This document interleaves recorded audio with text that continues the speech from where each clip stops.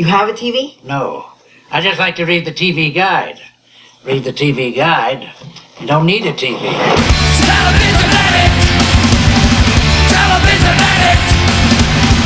Television addict! Hello, everybody. Welcome to Wednesday. It is time for a brand new edition of TV Guidance Counselor. As always, I am Ken Reed. I am your TV Guidance Counselor here to guide you through the world of classic television with a wonderful Hollywood-style guest. Not just a Hollywood-style guest, an actual Hollywood guest. My guest this week is the one and only Mr. Ben Schwartz. You most likely know him as John Ralphio from Parks and Rec, but Ben has been in a ton of stuff. Also was sort of the voice of BB-8 in the last Star Wars film. Super nice guy, ridiculously funny. I met him last year when he and I were both guests on Doug Loves Movies, and then we did a show together here in Boston at Northeastern University, my alma mater, and stayed in touch. And last time I was out in Los Angeles, Ben was nice enough to take some time out of his incredibly busy schedule and sit down and talk to me about old television. As I said, I had a ton of fun. This may be the most fun I had out of all the episodes I have done in Los Angeles, which was quite a high bar set. It was a really, really good trip. But Ben just a great guy to talk to, and I think you will enjoy hearing me talk to him very much. So please sit back, relax, and enjoy today's episode of TV Guidance Counselor with my guest, Ben Schwartz. TV is my friend, and it has been always there for me in time of need.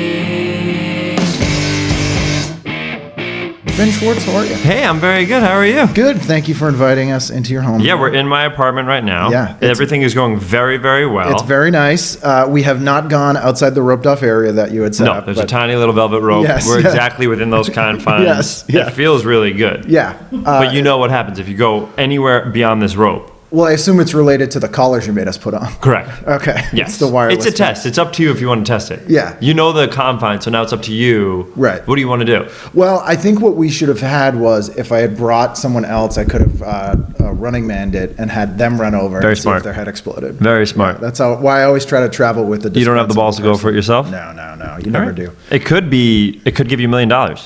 Unlikely though. Most things, Very unlikely. Yeah, Very most unlikely. collars with a beeping light Yeah. are not related to financial And incentives. to remind you, I did connect it to your brain. So That's the true. collar goes right to the back of your brain and goes into one of your lobes. There is a probe. Yes. I had it when I worked in morning radio, which was a terrible job.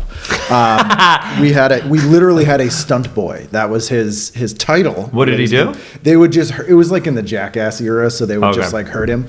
But they put two invisible fence dog collars on him and to see like how much it would shock with this thing. But he forgot. It turns out a lot, right? A lot. It's a lot, Yeah. And then he was like, I would never, ever put this on a dog. But he forgot he had it on, and we had to do it at somebody's house, and he got in his car, and he backed out of their driveway, and the end of the driveway was where the line was, and he was just sitting in his car going, and he was the only one in there. God. Yeah, it was. You You laugh now, which makes you a terrible person. I know. He was okay, but we thought he was kidding, and he wasn't kidding. Oh, my God. Is that what this podcast is going to be about today? It's just all people that have been injured in times that you laughed at it. It's a confessional thing. It's like a Highway to Heaven episode. Yeah. You're going to absolve yourself. I like it a lot. I'll come out feeling clean. Yeah, I'm sure on sets and things you've seen people injured. That was funny. But that's not actually what the podcast is about. Okay, But if you feel you want to share that. I was trying to think of one. If I think of one, I'll say it. It may have been you. Have you ever been injured severely on a set? Not severely, no. I'm trying to think of anybody getting really injured. There's one time we were doing a scene for House of Lies, and Josh Lawson was on a glass table, and he leaned back, and the glass broke. Oh. And he fell into the table, and shards were all around him, but not on him. And he got a cut on his wrist, like a tiny cut on his wrist, but like... To remember it by. Literally, I mean, it went away, but it's like inches to the right or left, and deeper, and that's... You would have been done. Yes. And that's insane. He was just leaning on... It was crazy. He was just leaning on it and boom. Man, we had not as exciting, or maybe more exciting, at a family holiday, which More exciting. More exciting. We'd always have at our house because we had a house. We were the only ones, and for the time that we had it. And my uncles got into a arm wrestling match. Alcohol was involved on a coffee table, and the winning move smashed through the coffee table, and then my uncle went after his own arm. Oh my God! It was pretty exciting. Did he hurt himself? I was bleeding, but he was fine.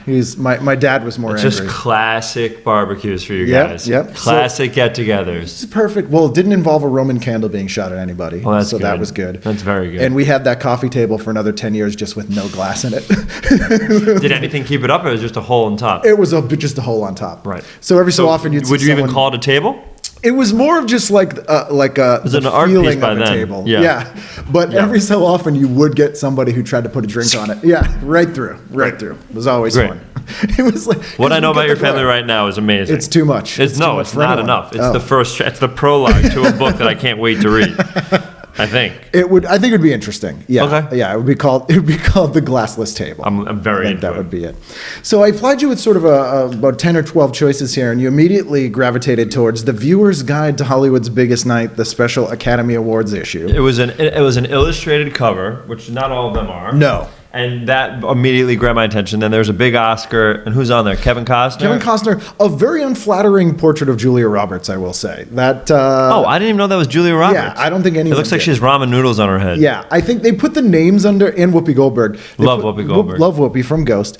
They put the names of It was almost like you're proving you knew who she was. Well, it Love says- Whoopi from Ghost. under her name. It says Whoopi Goldberg From Ghost. Yeah. What does it say for Julia Roberts? Pretty Woman. Pretty Woman and Kevin Dances with Costner- Wolves. Dances with Wolves. Yeah, but it looks like they didn't plan to put their names under. What would their be under drawings. your name? It would probably be knows Whoopi Goldberg from Ghost. No, I literally have 0 credits. Like, No, it would nothing. be at the minimum. It would be this. At would the be maximum, this. it would be one of the many places you've performed comedy. That's true. Maybe, yeah. I always never think of I always never. I sound like a Okay. politician. I never think of this as a credit because it's like a thing that I make. Like That's literally what a credit is. I know, but it's so weird. Like that's It's like, so creative. Yeah, that's like I don't know. It's like saying I've been to a restaurant, but it's like my kitchen. You know what I mean? Like, I understand where you're coming from, but I Yeah. 100% consider this that. so I feel like they put the names under after they saw the drawing of Julia Roberts. They were like, I think we need to put the names under. These. Oh my God, we don't know if anybody's going to know what's going on. Yeah. That's true. Do they ever play for any other ones?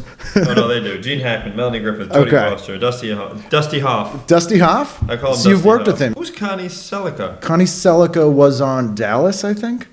And then we got Don't you have that unique skill where I can give you a time, a year and a day, and you can tell me what was playing then? probably Right? not quite to a Rain Man-esque level. Can I try? You can try. I want to make it. Have you ever done this with them or no? No. Okay, ready? We're in March 30th, 1990. No, ready? Oh, wait, I'll give you the exact date. Okay. Should I make it easy and do Thursday? Yeah, Thursday's probably good. Okay. Thursday prime time.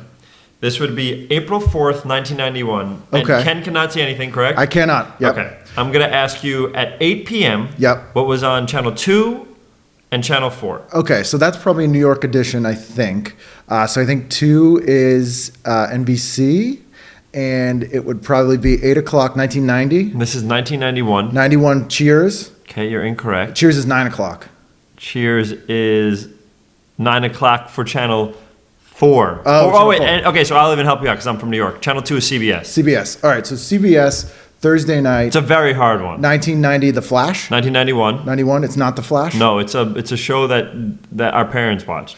Oh, Evening Shade? No, that Yes. would have been Monday night. This Old House. This Old House. Oh, it's PBS then. Oh, is that Channel true? 2. Yeah, Channel 2 would be PBS. Oh, okay, then I'm So way this is a off. Boston edition then. It's WGBH. This is crazy. How does one even tell which is which? You'd have to Providence edition. Providence. That's close. So it would You be the want Boston this? Wait, channels. let's start from the beginning because All I right. didn't give you the proper thing. That's quite all right. No, I want you to succeed. I'm here for you to succeed. I'm not here for you to fail miserably like a goddamn idiot. Providence edition. Okay. By the way, I'm asking you to do an impossible thing. No, just I'm you up for the challenge. Just so the listeners can hear, I'm literally taking out of every TV show ever. February Okay. 1991. So it might be in Sweeps Week. Okay, we are Providence. Okay. Okay. 8 o'clock p.m. From what we've learned in the past. Okay, what's on Channel 4 at 8 p.m. Okay, Channel 4 is WBZ TV. You know that at 9 o'clock is Cheers because we've been Yep. through that. What's at 8 o'clock? 8 o'clock, 1991. Yes. It would be. It's not the Cosby Show. It is the it Cosby Show. Final season of the Cosby Show. Unbelievable. What comes after the Cosby? That's incredible. What comes after the Cosby Show? After the Cosby Show in 91. Between Cosby and Cheers, this exists. It was not Wings yet, which I think should be 9:30. It might be a different world. It still? is a okay. different All right. world. They moved it to Mondays. That's incredible. Can we do one more? Sure. My OCD is loving No. this. It's it makes me feel like I have value as a human. Yeah, makes it feel like you having all these things like makes sense for the first time ever. This will be harder. This is probably 88, I think. Okay, we're in Washington State. Okay. West Washington State edition. So prime time will be 7 o'clock. Okay, and it is 1988. It is July 1988. It's a Thursday, July 1998. Oh, 88. Probably. Sorry, 88. Okay, Yeah. July 14th, 1988. Okay, so let's say 7 o'clock because that's the 8 o'clock hour on Pacific time. Okay, do you want me to go with prime time or no? Their prime time starts at 7:30 for some reason. Yeah, it would because they're. Okay. Oh no, it wouldn't because that's not Central Time. Well, Cosby, Different World, and Cheers are still there. Yep, so 88. I want you to do a different channel. Oh, that's tough on a Thursday. Okay. All right. 7, CBS. CBS on a Thursday night. At 8 p.m. and then at 9 p.m. Okay, so it's an hour-long show. It might be Jake and the Fat Man. They're both hour-long shows. You're correct. Okay. It is not Jake and the Fat Man. It's not as exciting. The first one isn't exciting. The second one is with somebody that I used to work. Is it Dateline? Close, very close. Okay. 48 hours. 48 hours. Right Oh. into at 9 p.m. 9 p.m. would be 48 hours. This would be and insane if you got it. It's again, we're in 1988. It's an hour-long show. Hour-long show. It's a drama. It might be Murder, She Wrote, but By the way, the next two shows are shows that go blank and blank. Cagney and Lacey? That's at 10 p.m. Very Okay. good. Very impressive. Right before it at 9. At 9 o'clock, it might be Simon and Simon is with correct. Gerald McRaney, That is correct. who you I were did a in the TV show with show J.J. Abrams with. That Yes. is very impressive. I like to call him Mr. Delta Burke. Oh, very good. Yeah, He is. yeah. We talked about Delta in a minute. Very sweet guy. I love Delta Burke. She's totally Did you see underrated. Undercovers? No. I've seen a few episodes of it, but I'm not like, How? super familiar with it. You're very kind to have Yeah, done that. I I guess we didn't know each other again No, then, it's but that's true. very Well, it sounded interesting, and I actually was like, Gerald McRaney, I haven't seen him since Major Dad. Hell yeah. And JJ produced it and directed the pilot. It's right after Alias ended, right? It was after Lost and Fringe just came out. Okay, It was Fringe like is- after, yeah. Probably my favorite show of all time. Fringe is pretty incredible. It's amazing. Man. Yeah, Pretty I love that incredible. show. Two of the best hours of TV I think ever I've seen are Fringe episodes. Heart and Heart and what? It was probably the White Tulip episode. I've never seen it. Oh, it's really good. Fringe, huh? Yeah, really good. People love it. I gotta watch it. The people who loved it loved it. Yeah, and I think it's the best sci-fi show of the last 2 decades. That's a Fox show also. Yeah. It's ballsy for them to have Yeah. that type of show. It's like X-Filesy. It was really, really like because it's basically about like people just letting go of dead people. Is essentially what the theme is. Or That's like so sad, yeah. But there's some of the saddest. And things we're in the all song. gonna die, right? That's the thing. We're all dying. Right? Yeah, I think. Well, we may be the first generation that doesn't. Really? Yeah, that's. I did By read the way, an that's article. a half glass full. Yeah, yeah. We never talk about that half being glass Yeah. full. Glass being half full. Yeah. Wow. But then again, then you're gonna have to take care of everybody forever, and you're gonna run out of money.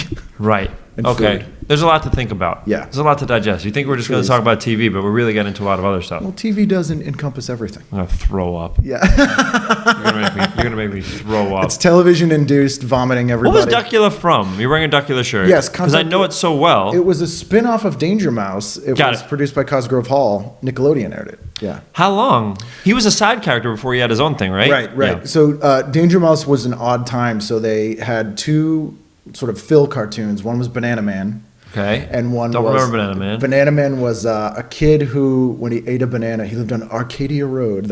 He turned into Banana Man, who was like a superhero. And what did it look like? A banana? Sort of, yeah. His cape looked like a banana peel, and when he And wrapped was there it, like, I'm assuming it was like by Chiquita or something like that? no, it was a British show. So it was Really? yeah, it was Just very banana. I strange. guess spinach. We had our spinach. We had and our banana. spinach. He had a banana. Potassium fuels justice. Yeah. By the way, two healthy snacks. It's true. It'd be funny if it was heroin or like like a really weird Ecstasy, soda. Yeah. Smoke pot, become a superhero. Yeah. Technically, I guess that's true. Well, at least in your own mind for Yeah, of many course.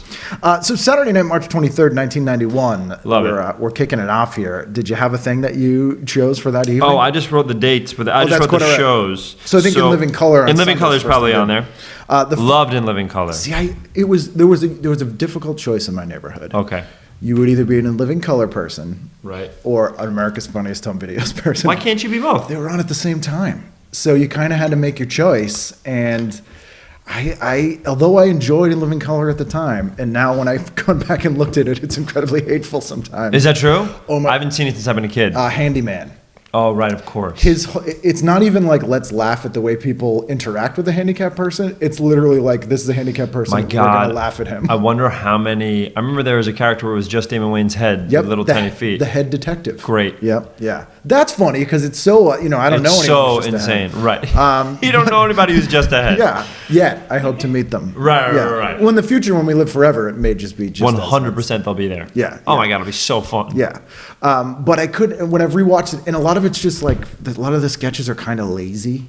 Really? Yeah, where I'm like, oh. I'm a very positive person, so I won't remember the negatives from this. I remember going crazy for Jim Carrey. Yeah. Crazy for Jim Carrey, crazy for Damon Wayans. Damon Wayans crushed me. Yeah. And I just remember loving that show. It was.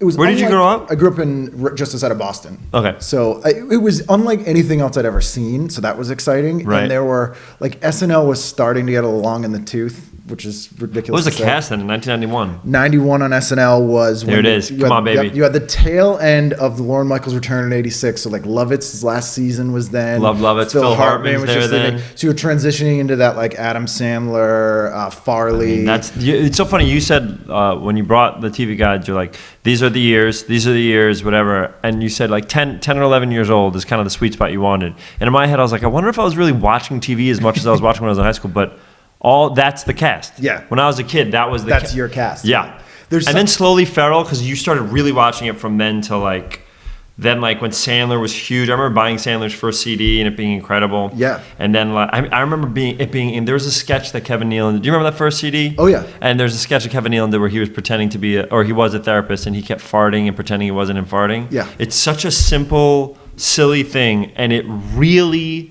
really made me laugh. And it's because Kevin Nealon's just the funniest. Yes. Yeah. Kevin Nealon is Kevin Nealon. I played basketball with him a lot, and he would do this character called Giraffe Coach. He goes, Sarah's like, oh, have you ever seen Kevin do Giraffe Coach? I think that's what it's called. Oh, Coach Giraffe. And I go, no, Kev, because he Coach Giraffe, without even stopping, goes, listen, guys, he stands right next to a tree, and it's like right around his head, right? Yeah. And he stands real close to the tree. And he goes, listen, guys, we got to get out there. Okay, I know they got us in the first half, but we have to do this. And while he's talking, he slowly eats the leaves from the tree.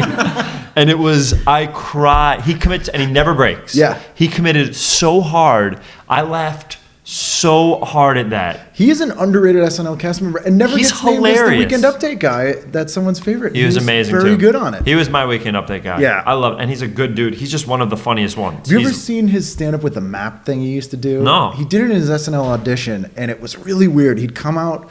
Basically, it was him for 7 minutes giving someone directions with this roadmap that was huge.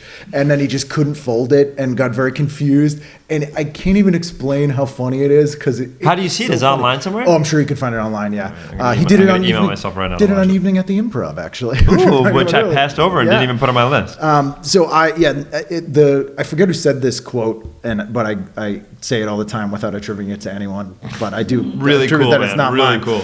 But someone said the definitive answer for the best cast of SNL is very easy to answer, and it's whoever was the cast when you were 12. Wow, that's because probably it's like true, that's right? kind of who Spade, Farley, Sandler, Yep. Hartman, and then you started getting like Tim Meadows Loved kind of Tim came Meadows. in. Chris Rock was coming in at the end of that. Yeah, he was. Yeah, and then they did But that. I love me some Ferrell too when Ferrell came in. Yeah, he came in after they did that like wipe the slate clean, have the superstar group when they had like Chris Elliott and Kevin McKinney, Mark McKinney and Jeannie Garofalo. Yeah. And then they brought in like the Ferrell era with Sherry O'Terry and I Molly remember Shannon. loving that stuff. Yeah. Never That's what's thought fun. I could be a writer or comedian. I remember watching SNL when I was in high school. When I grew up in a in the Bronx, right? Yeah, I grew up in the northern Bronx, a place called Riverdale, and then we moved to Westchester, which is like the suburbs. And my dad was a social worker, then he was a real estate agent. He also worked at the YMHA, which is like the Jewish version of YMCA. And then my mom was a Bronx school teacher, public school teacher forever, 40-something years. We didn't know anybody who acted or anything like that, so it wasn't even a thing we would think about. It wasn't like a job. It wasn't a job. It wasn't even a thing like I could try to be. Even being that close to Manhattan and where they're producing. Yeah, of course. And so, like going to a Broadway musical was just like, oh my God, this is insane that this is real. But I never in a million years was like, I'm going to be that guy. I still don't think I'll ever be that guy. But it's like, I remember watching SNL. I think it was either when I was in college or at the end of high school, and being so jealous and emotional when the it must have been in college because I started really wanting to do comedy. When the host would wave goodbye At the end? I don't know why. Yeah. I really connected. I was like, because they just did this huge show. They made everybody laugh, and then themselves. And it was before the era of seeing everybody on YouTube and Twitter and everybody. Right. So it's like you're seeing these people really happy and pleased that they just did this thing, and a whole cast, and I was so jealous that like they became friends with that cast, and they'd be waving goodbye and thanking Lorne Michaels and the incredible cast and whatever, Tom Petty and the Heartbreakers or whoever it was. Well, it was like it was like a family that had been through a thing, and you saw the sense of relief with them. Yes, they just finished something amazing. Yeah, and it was part of it was probably because it was live, so you felt like it was a real moment a little more, even if not consciously. But then you also were seeing a very theatrical thing, like a curtain call, which you never see on TV. Oh, that's interesting. So it was something that it's almost a peek behind the whole thing. Yeah, it like in a live stage show, that would be totally a normal thing. They all come out at the end, but you never see that. That's so interesting. And it is weird. Now that you mention it, I do you remember the last episode of Family Ties when it aired? No. I think I'm a couple years older than you, but I was so devastated when that ended because it had been on literally like 90% of my life at that point. Yeah, of course. How many years did that go for? It was on from 82 to 89, so like 7 seasons. What time slot, one channel? It was one time slot, one channel. It was Thursday nights. It was for the whole run on NBC. Yeah. For how long? Years-wise? 7 years, 7 seasons, 8 years. It's amazing. Yeah, it was like a stalwart Thursday night show. And the last episode was an 80-minute episode because the last 15 minutes they used to do a curtain call. Oh. So it's literally them all coming out and the crowd. Was it live? No. They didn't do the curtain call live, but they filmed, they taped it. They did it with Friends also, right? I remember watching them come out afterwards in Friends. And it was so weird to be like, that's it, it's the end, and that it's really over because them as not the character. They broke the fourth wall. Yeah, it was really weird. There's a funny thing when we did House of Lies, the show we did at Showtime. It was Don Cheadle, Kristen Bell, me and Josh Lawson, and we were filming. We had not been renewed yet. Never told the story. We had not been renewed yet for a 6th season. We just did 5 seasons. Right. But we ended it in a way where we're the first American show to film in Cuba, and it was like this huge thing, and it ended in a perfect way to me. I don't want to spoil it if anybody's watching, but it ends in a perfect way. Like the characters end in a perfect way. Like that could be the end of the series. Yes. So if I was like, you know what, if we ended this year, we ended in the way that I'm really psyched about. And then they're like, all right, let's film everybody, because we finished filming Cuba, and it was like a big deal. Then Showtime was a big deal, and so they wanted to capture it. So they had us dancing,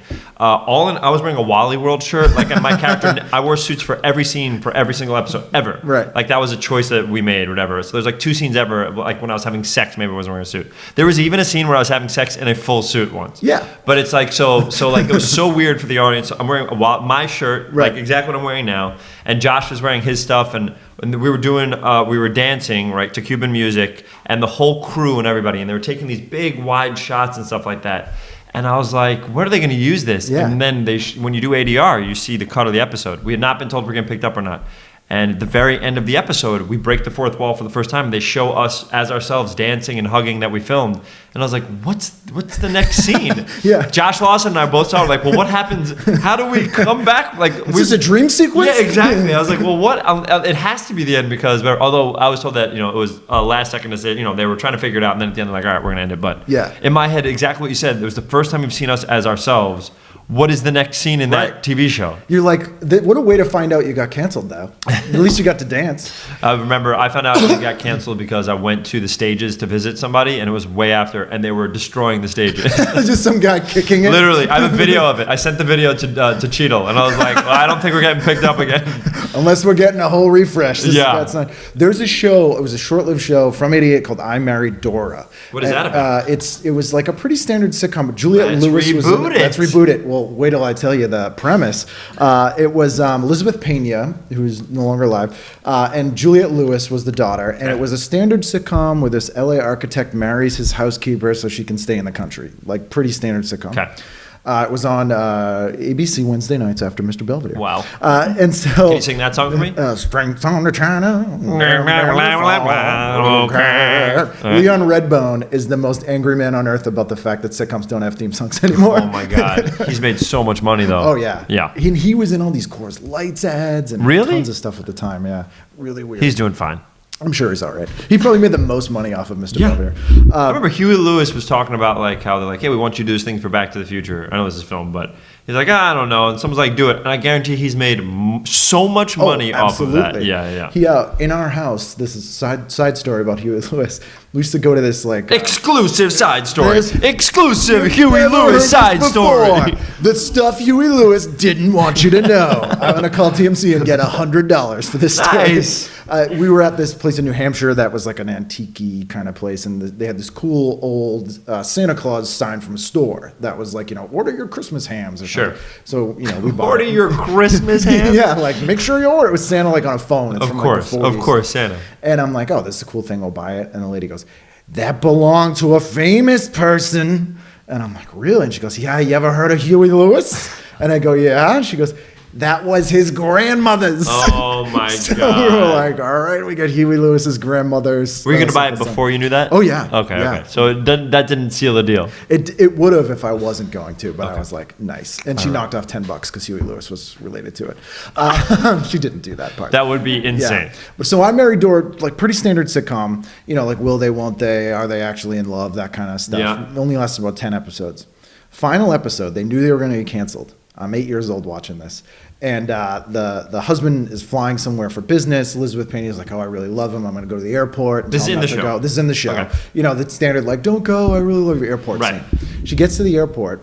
He comes walking out holding his bags. She's like, what are you doing? He's like, it's canceled. And she goes, your flight got canceled? He goes, no, our show got canceled. Camera pulls back to show the crew, the audience, fade to black, last episode. Are you serious? Yeah, you could see that online now, but it was out like 9:30 at night, and I'm 8, and I'm like, what just happened? What just happened? Like, I was so freaked out. That's incredible. It was amazing. The network has to say okay to that, by the way. They can't just air that. Yeah. That's another thing I got to Google. Yeah. What was the name of that It was show? called I Married Dora. Okay. From '88, I believe it was, and no one was doing that kind of stuff then. Like this was before really like Sanders or any of that. Yeah, stuff. and Gary Shandling show and all that stuff where they would break the fourth wall, and it was crazy, and it was not that kind of show. It was a regular sitcom, so you didn't expect that from them anyway. Because It's so funny. It was really weird, but I blame that and also credit that for many things of my interest in television. Good. That night I am drawn to a show that I was just talking about today called The Incredibly Strange Film Show. What is that? It was a British guy named Jonathan Ross who hosts a talk show over there. Yes. He was the first. Still hosts a talk show, yeah. Really funny guy, and he did this documentary series for Channel 4 in England called The Incredibly Strange Film Show, and there were these little documentaries about like fringe directors like Sam Raimi and Russ Myers, and they were amazing and fascinating and like sort of academic, but like that's the first place I saw John Waters. Oh, cool. And earlier today we were driving up to Russ Meyer's house because obviously. Oh my God. And I recognized the road from the episode of Incredibly Strange Film Show because he rents like a El Dorado in the episode driving up, and I'm like, this is where he drove up to go do an episode about Russ Meyer. Do you ever stop by different places in TV shows or movies? Yeah. What are your places? Yeah, you smiled very wide. You guys must go everywhere. We no? do, yeah. Where do you? Well, name some. What's like a good one that I'd be like, oh, it could be movies too. I always go to the Nightmare on Elm Street house, which isn't. You know who lives there now? No. I'll tell you. Okay. Okay. Yeah. Well, off mic we'll hear. Yeah. But I always go there, and it's not far from the houses from Halloween, which are kind of across the street. We went to the Brady house the other day and got yelled at. Okay. Where's that? It's in Studio City. Okay. And it's just there, but apparently, so the woman who owns it like opened the door and was like, hey, because I never want to annoy people because I know they live in the houses, but then at the same time I'm like, you bought this house. But apparently that house got robbed like 2 weeks ago. So I was like, I found that out the after. Brady Bunch house? Yeah, some old lady lives there. We always go to the Bonaventure Hotel because that's from a movie called Midnight Madness. That is. Oh yeah, people love that. I've never seen it. Oh, it's so fun. Is it that good? should be remade.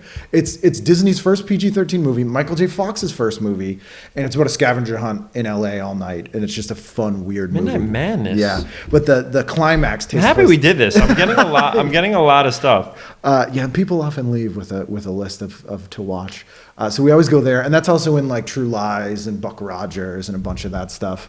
We've gone to what's the high school in Los Feliz that's in everything. It's from My So-Called Life and like everything, Grease, everything set in a high school filmed at this high school, except Fast Times at Ridgemont High, which filmed at Van Nuys High. So we went there. It's weird though because a lot of the times I won't even be seeking out the thing. We'll You just see it. Yeah, we'll just be driving around. I'm like, I think the high school from Fast Times is around here. That's amazing. Which is why I felt comfortable the first time I came here, because as a big You movie- feel like you know every aspect of it. Which I don't know if you felt when you moved out here from New York. There's no part of me that was like, Yeah, this feels like home. because you're just like a tried and true New Yorker. Well, just like it's far away. Yeah. This is like far away, and it has a very different feel. It definitely does. Yeah. So Yeah. it's a different thing. I didn't see. I'm trying to think if I thought of any sound in the landmark. I remember when I went up in the hills for the first time, just like driving. Yeah. I had like a rented Camry. I went up to the hills and I overlooked everything, and just the skyline I thought was incredible. It's crazy. It's crazy. Yeah. Did you have this issue, which may be a Northeastern person kind of thing, where you'll be like, this is a really nice neighborhood, but this hill will suck in the winter? Oh my God, yeah. There's a lot of Every things that are time, like, yeah. oh my God. Or like anytime I go to anybody's house up there, I was like, what happens if you want to go anywhere? Yeah. Because I never got anything delivered to me when I was in Manhattan. You like go and get, you know what I mean? Walk down to the store. It's exactly Yeah. right. So it's like, it was crazy to me, like the voyage, but now there's Postmates and everything. And now it makes total Well, sense. you're like, oh, it's only a mile away, but it's a mile away in a corkscrew. So it takes like me an hour. and also it would take like, I would have to like, all right, I got to get food. That means I have to get up. I have Yep. to, like, it takes a lot for me to be like, all right, Yeah. time to get out. And when I'm out, I probably never come back home until I'm ready to go to sleep. Yeah. I left the house. I better make the most of it. That's exactly right. Yeah. Yeah, that's my thought process. Oh, and the other thing I go to is there's a movie called Back to the Beach, which is fantastically ridiculous, from 1989, and it's Frankie Avalon. You know everything also. Yeah, my wife is here, and she's from Unbelievable. England, so I had to like make her watch all these things so she can understand me. And it worked. She's a saint.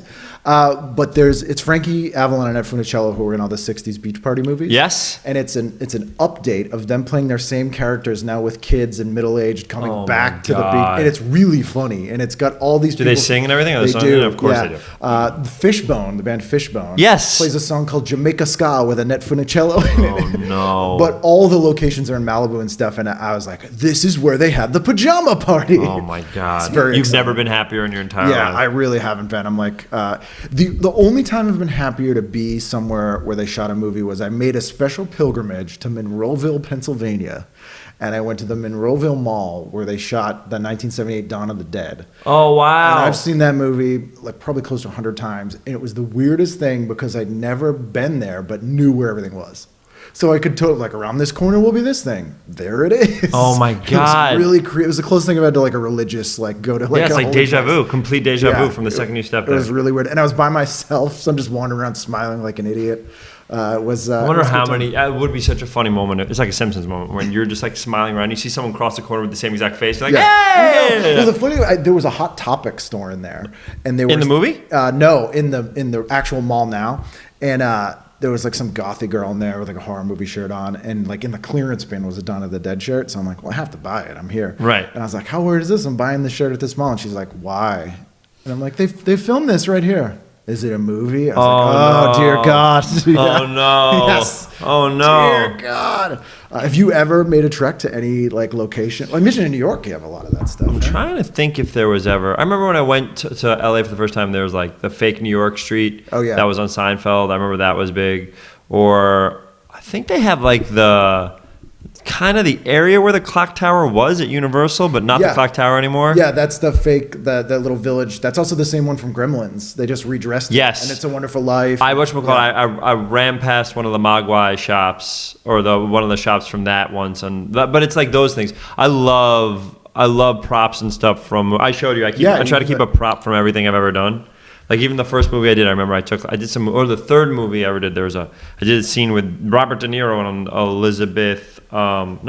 Kate Beckinsale, and I remember someone had like it was just in an office, and I remember taking one of the office cards, like her card, and like that was like the first time I was like, no, maybe I'll try to each time. Yeah. Sometimes it's a article of clothing because that's the easiest to like. Right. I always ask. I never like steal. But like Undercovers everything. I try to like grab something that remind me of the project. So I kind of have like a little to just remember. That's so nice because like weirdly a lot of people don't do that, and I guess they look at it more just like a job instead of also an experience. Oh, I have one great prop from I have a bunch from Parks, but I have one great one from Parks. I'll show you. Oh, I remember you back. told me I think when we did that thing at Northeastern, you told that story. Yeah. We should say we got we did a podcast in the past and known each other, but I talked at Northeastern to the students, and you came and interviewed me. Yeah, that was so fun. Oh yeah, that was great, and we made the best out of that. Those situations sometimes can be weird, but I thought that was super fun. I'm kind of grateful they asked, since I started in the podcast especially, they've been asking me to do a lot of Q&As at like conventions and stuff. Yeah. And I always like doing it because it's fun, but also as a fan of stuff, I've seen so many bad Q&As. I know. And people who A, don't know anything about the person they're interviewing, so it's terrible, but B, don't police the crowd at all, so they have so many of those kids that ask a question that's not actually a question. It's just them spouting things they know for 10 minutes. And then they just stop at some point and you have to now answer something. There's also the idea that sometimes the people who ask the questions will not let you go on a tangent. Right. They'll be like, okay, so what's it like to work on blank? And you're like, well, this. And and they're like, okay, next question. I'm like, they don't answer. They don't listen to your answer. Yeah. That's it. They're because they're nervous, so they just don't want to be there or something like that. I wonder if they would just be happy with, because so many of them ask yes or no questions, if it was like a Q&A with a huge star and they were all just yes or no answers. Oh my God. Like, did you like that movie? Yes. And then the next question, God. no. And the whole Q&A takes 6 minutes? Yeah. They're like, all right, guys, take care. Got everything I wanted out of Unbelievable. Got literally all the answers you wanted. Did you have a good time? Were there jokes on set? No. No. Can you talk about them? No. Have you seen, did you have a favorite movie? Yes. All right. You didn't ask what it was. Are you going to tell me what your favorite movie is? No. That should be an amazing way to interview somebody. Can I guess? Yes. No. Okay. Is it Tu Wong Fu? Thanks for everything, Julie Newmar? No. No, it's like an hour and a half. Yeah, I'm just trying to figure out that. Oh, it's a good thing I'm not famous because I would do that to somebody. You are. How many episodes of the show have you done? Over 200. Yeah, that's crazy. I can't believe how many people listen to that much of me talking. Like, I'm like, there are people, and I thank you for it. To believe in yourself more. Yeah, they've spent like 10 days of their life listening to the show, but they must connect with it and feel whatever. Yeah, that blows me away because it's such a thing I just love doing, and the fact that also people are listening to it. They can tell. Is Marlboro ad on the back of this, by the way. Ooh, can I say what your address is? Go for it. Oh no, your address isn't on there. This isn't on there. This is a Providence edition. I got this from a library in Providence was getting rid of all of their physical periodicals. Did you have to pay? No. Wow. This one also I should mention. Do you recognize why there's a yellow ribbon on the TV Guide logo on this edition? It's 91. That's a hint. Red ribbon was AIDS, correct? Yep. And still is. Still is, of course. And yellow. What is yellow? I remember wearing yellow ribbon. I wore a yellow ribbon for something once. We all did. What was it for? This was in particular the Gulf War, the first Gulf War. So it was like this is for the soldiers. It was like the original Support the Troops. And this year they did a thing called Voices That Care. Yes. Yes. Which was like We Are the World, but no one remembers it. I remember Voices That Care. Yes. But I love voices and I love caring. Yes. And uncaring voices is the worst thing. No, I can't stand an uncaring voice. That song is still stuck in my head, and I have you never hear it on the radio. Which one? Voices That Care. Oh, right. Yeah. Stand tall, stand proud. Oh, maybe I don't remember that song. It was Richard Marx. Or maybe you're terrible at singing. I'm kidding. Sarah Silverman. Oh, I just learned that this isn't even a Sarah Silverman. Sarah Silverman does a bit that I guess Harris Whittles used to do. Oh, yeah. Which is someone would sing, and so just sing anything. Stand tall. Oh my God! I didn't know you couldn't sing. That sounds very Harris. Yeah, sounds absolutely. very Harris. So, what do you have else on there on Sunday In Living night? Color, Sporscenter. Sporscenter. Did you ever watch? It seems like that might have been your Yeah, but I did like. By the way, yes. Well, there's an era where it was Kenny Mayne, Craig Kilborn, and it was all Dan Patrick, and it was the funniest guy. It was the first real generation for me where I'd wake up. I guess it was when I was 11, 12. I'd wake up and I'd watch every single morning. I like sports, but also they were so funny. Yeah, they were transcended sports stuff. It changed everything. It made me like sports even more and like be interested in what they had to say, because a lot of times you're looking for your team or something incredible that happens. But you have to go through 45 minutes or whatever. And when I'm getting changed in the morning and waking up, it's what I would watch. And them being funny was such a big deal to me. Kilborn was a king. Kenny Mayne was a king. He still is. I love Kenny Mayne. Kilborn gets like a kind of a lot of, not even flack, like people just forget about him, but I really liked his Daily Show. It was a totally different show, and I liked how weird the Late Late Show was when he hosted it. I never did. I did Kilborn. I did Ferguson, like 5 times. Yeah, I I love loved him. Craig Ferguson. I mean, and Corden I love too. I've done Corden already. I think I've done it 3 or 4 times. I was the first test show guest for Corden. Really? Yeah. Have you ever done a test show like that where like it didn't go and you're like, oh man, I wish that would have? No. 'Cause that's different than a pilot. They asked me to do, I couldn't do Bill Simmons. He asked me to come in, but I couldn't do it. Corden, the producer, was this guy, Nick Bernstein, and he let, I've known him for years, and Pally and I hosted the Late Late Show once. Pally hosted and I kind of helped him out when they were doing guest hosts. And I knew him from there, and he's like, hey, will you do me a favor? We need somebody to and so I remember, this is a fun story that right before you go, I was the very first guest. Yeah. Me, and there was a woman, a young girl who had never done a talk show before, but she was so sweet. She was on The Middle, maybe? She was on a TV show. I forget what it was. Okay. The She was- daughter and the... Maybe. I hate to say the wrong show, but she's very sweet. Nobody will ever see it. It's not filmed. It's not shown. But so I'm waiting backstage, and they go, okay, so this is what we're thinking. Have you ever seen Corden's show? Yeah. So when they announce a guest, they open up this tiny curtain, and you run out. And they're trying everything out for the first time ever. So where the camera goes and blah, blah, blah. So I go, hey, can I sign this wall? It's the back wall before you go on, and it's a big wood, just frame. It's just a like virgin wall, because it's a new set. Totally. And then being a UCB performer for 12 years, we used to sign the back of that wall. Right. So that wall is just a bunch of writing and nonsense from like all of us, Pally, me, and Gil did it 100 times and all that stuff. And so I said, hey, do you think I could sign? Nobody's ever signed. Maybe if I sign it, what do you think? And the woman, the stagehand, was like, it was her first day. She's like, I don't know. I don't know if I can authorize Yeah, that. exactly. Yeah. And I was like, you know what? Give me a pen and I'll do it, and it'll be my fault, and who cares? I go, if it sucks, I'll be, you guys can get rid of it. If it's great, I'll be the first person to start this thing where you have a wall where you can auction it off to charity that has every celebrity's. Yeah. It would be a huge thing. That's a great risk reward. That's too. what I said. I said you could make $1 zillion. It'll have everybody who's ever been on the show. And so, and I knew that first week was me, Tom Hanks, and all these people. And so she's like, I said, here, let me get the pen, and I just did it. Like, not in a mean way. She was like, I don't know, maybe. Yeah. And I did it, and I signed it, and then I didn't. And then when I came to do the show for the first time, it was months after, and the whole half a wall was already filled up with everybody's That's thing. amazing. So they saw it, and then people were like, oh, I'm gonna do it, Yeah. and it made me so proud. You're like a sourdough bread starter. Thank you very much. I'm like a sourdough bread starter. A lot of people think about me. They think about that's sourdough. what they say. Yeah. Ben Schwartz, the acting sourdough bread starter. Yeah. But that is really cool to have a legacy like that. That's kind of only although not everyone knows here. But Now we did it. Nobody knows that story. Only Yeah. Corden knows that story. Scoop.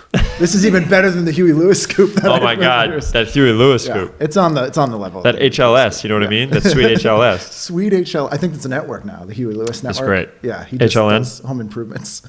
I I would would watch watch that channel. I would watch it. Yeah. What else do you have on there? So sports. WrestleMania.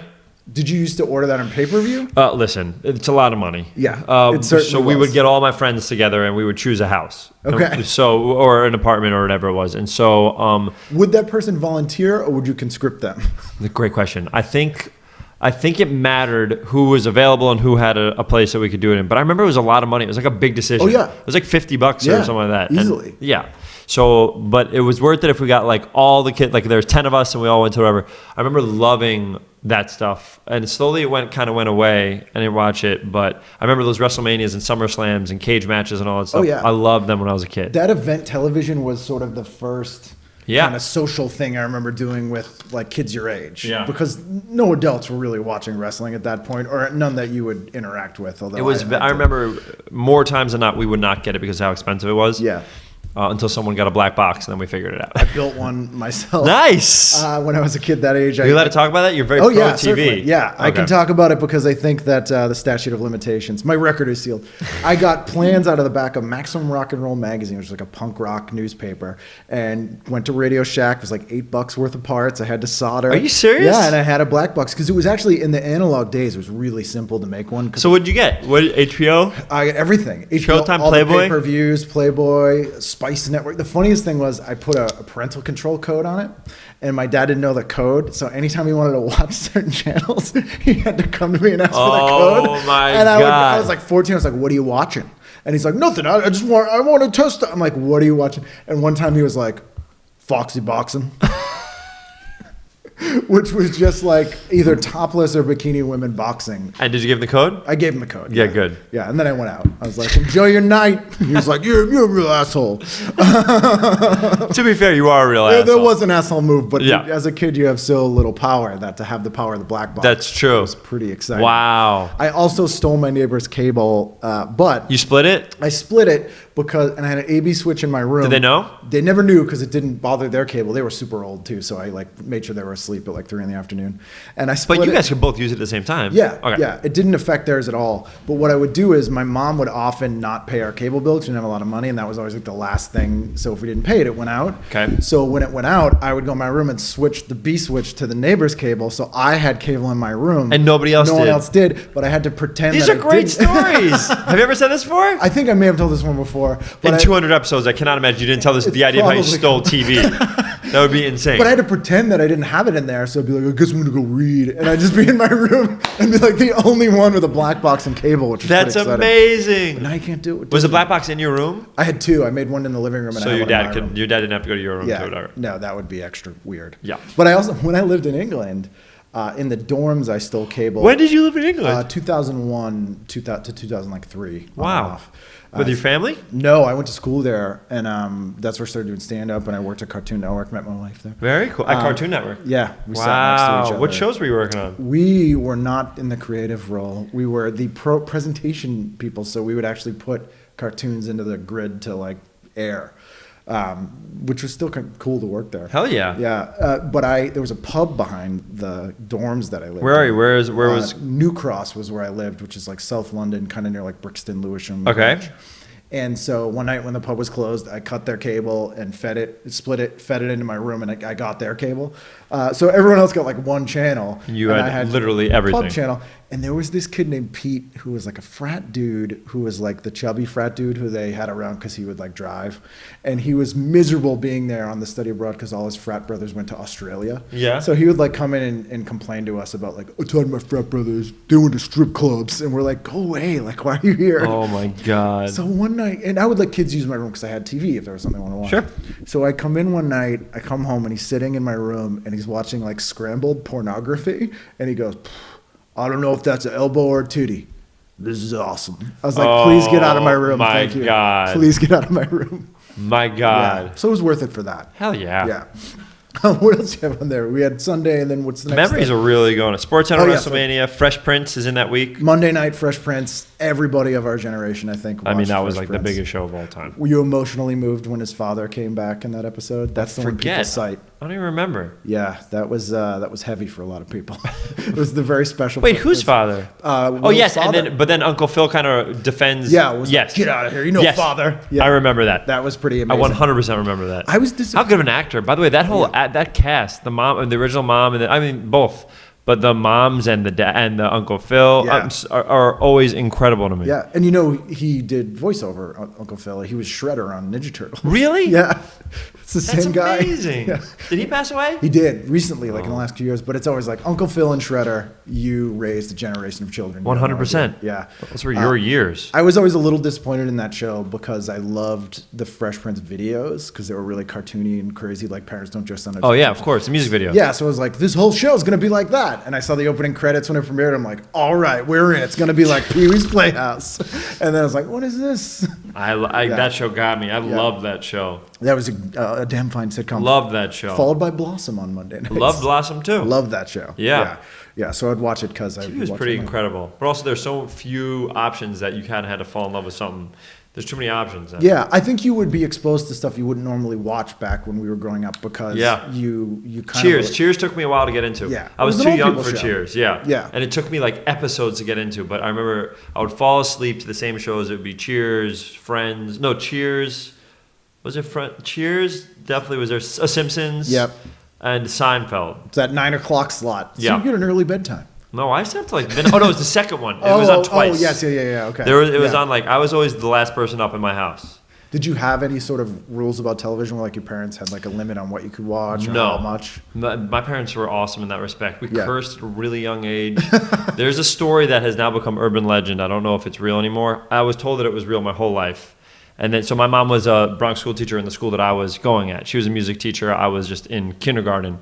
And I befriended, my best friend in kindergarten was a kid who didn't speak a word of English. Nice. His name was Shigeki. Zero words of English. And this is the story that's told for me for years. Now my mom goes, I don't remember if it was true or not. I go, what? Like it was a story that people ingrained in me for years. Doesn't matter. So, I mean, to me it sounds real because I've heard it for so many years. I don't know. But so the reason why I became so close to Shigeki is I loved Nintendo games. Loved, like it was a huge deal to me. The video games was a huge deal to me. And I think it was Nintendo. It wasn't DOS. It was like real Nintendo at that time. And we would go and play, and we wouldn't have to speak to each other. We would just be happy and like whatever. Yeah. And like also, what do two kindergarten people have to say to each other? Yeah. And how's your toilet training? Amazing. 3 years in, it's great. It's really good, really strong stuff. And so I went to. We were at class, and we were near the back of the room. And me and Shigeki sat at the same desk. Everything was very crammed. And for no reason, or something must have happened, and I yell, shit. I say the word shit at the top of my lungs. And then Mrs. Paralee, who was the kindergarten teacher, goes, Benjamin. And I go, Shigeki said it. And it would have been the first word of English Shigeki had ever said. And she laughed and had to tell my mom. And she's like, your son cursed today. She's like, oh my God. She goes, and then I laughed hilariously. So I don't know if I've taught him a lesson or not. It's a real mixed message. By the way, think about what I do now and how that is probably the guide for my life. That set you on the path. Like a lot of people are like, I loved you in that movie. And you're like, Shigeki was in that movie. In my family, they would always try to get me to swear because they thought the novelty of like a child, they'd be like, just say fuck. Say fuck. And I was like, I'm not doing it. But my sister would, like a blue streak, she's 3 years younger than me, all the time. And did she get laughs? Oh, yeah, they'd love it. They'd like hand her a beer, make her say shit. One day I have photos. One day we're driving to the beach because my mother insisted in the summer, every Tuesday we had to go to the beach from like 7 in the morning to like 8 at night, which is too much beach. But she'd have a car full of kids and like way too many kids in this car. And so this cop. What a great sentence. Oh, yeah. Car full of kids. I'm talking way too many kids. Way too many kids. Well over the limit. Of course. And so this cop pulled her over with that very thing. He was like, you can't have all these kids in this car. And my sister's maybe 5, and she's in the front seat in like a car seat. She goes, you fucking asshole, fucking shithead, fucking dick prick pig. And she's going on this whole tirade. And I just remember this cop, and he was like a big red-faced, Boston cop, and he goes, but what did that little girl just say to me?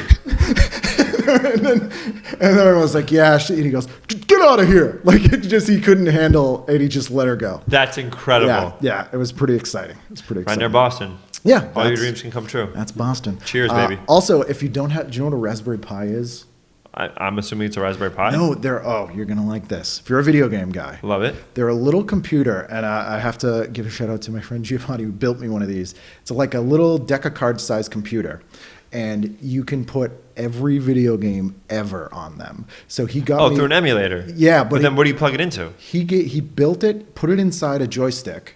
So you just plug it into it with an HDMI into your TV. So this one he built me has every Nintendo game, every Genesis game, every Sega game, everything. Wow. On this one thing. And you can build one for like $150. Really? Yeah. Every game. It's unbelievable. I remember when I got into college, we get T1 lines for the first time ever. So it was no longer a modem, and it was a T1 line. And I went to public school my whole life. So then when I went to college, it was paying, you had to pay a lot of money to go to college. I was like, okay, I got to try. I really have, we're losing money unless I make the most out of it. I remember thinking that. And I did. I ended up getting cum laude. But the first term, I had the worst grades I've ever had because I had access to every video game ever made. Yeah. So Brett Edward Shaw, who, we were thick as thieves. We did everything together. He was my roommate every year in college. It was amazing. There's this kid from Vermont who ended up he's just the best guy. And also was as big of a nerd as I was, where we would download every game, and we had 2 different computers, and we would just play forever. I remember going to sleep to him playing Diablo 2, where it was so part of my nightly regimen that when he left to go somewhere, I would have trouble going to sleep without him, without us saying goodnight to each other, and without him playing Diablo 2, hearing the exact, because Diablo 2 is a very specific keyboard and whatever game. Yeah. So it would calm me. It you into hypnotic state. Because he was able to talk while playing, because it's a game also where you can kind of shut your mind off half, you know what I mean? Yeah. And so it would, you hear the mouse clicking and the keyboard going, and we would talk, and then I'd be like, all right, man, I gotta go sleep. It's all right, man, take care. And then I'd fall asleep, and it was just Brett Shaw, I love him to death. It'd be funny if on planes and stuff, like your relaxation tape to go to sleep is just you had Oh him my record God. that. Other people listen like the ocean, and you're like, it's Brett Shaw. That's he's playing amazing. thing. But so we downloaded. I remember I downloaded every Mega Man, and I said, I'm gonna beat every Mega Man tonight. And he goes, what? I'm like, and I just for the next week. I beat every Mega Man, and it's just like I wouldn't go to sleep. And also, for the first time, you could drink as much as you wanted, and you could eat as much as you wanted. Yeah. I could buy as much candy as I want and eat it. Like I've never done drugs in my life. That wasn't even. It's not a thing for me. Yeah. So like all my stuff was like I never really went to sleepaway camp outside of like Manhattan College for a week. Same. So For like both this counts. was like, and we're both Northeastern, whatever, and also. Just like you, after I went from Riverdale, I was in Westchester, so I was in the suburbs. Yeah. So it's like we are now like We're in the belly of the beast. it here. was. Yeah. I went to Schenectady, New York, this like kind of rundown place, but Union College is. I love the city there, and I love that college campus, and I just played video games so much, and I drank a ton, and it was just so much fun.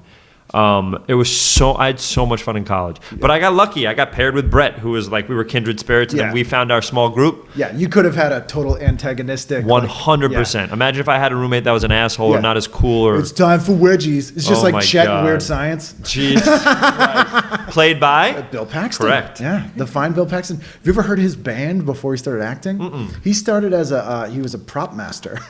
And he had this Bill amazing Paxton band. was? Yeah, he had this amazing band, like a new wave band in the early 80s that would play with like the Go-Go's and all this. It was really weird. Wow. Yeah, interesting guy. Professional band though if he's playing with Go-Go's. Yeah. And probably in my favorite vampire movie of all time. Which? Near Dark. I've never seen it. Oh, Near Dark's great. It's Cheesy great or really no, great? No, really great. It's Catherine Bigelow directed it. Oh my God. And it was right after Aliens, so like almost the whole cast of Aliens is in it. Bill Paxton. I just saw Aliens for the first time. Yeah, it's the guy who plays Bishop, Lance Hendrickson. It's weirdly that whole cast, and it's really good. Wow. It's really good.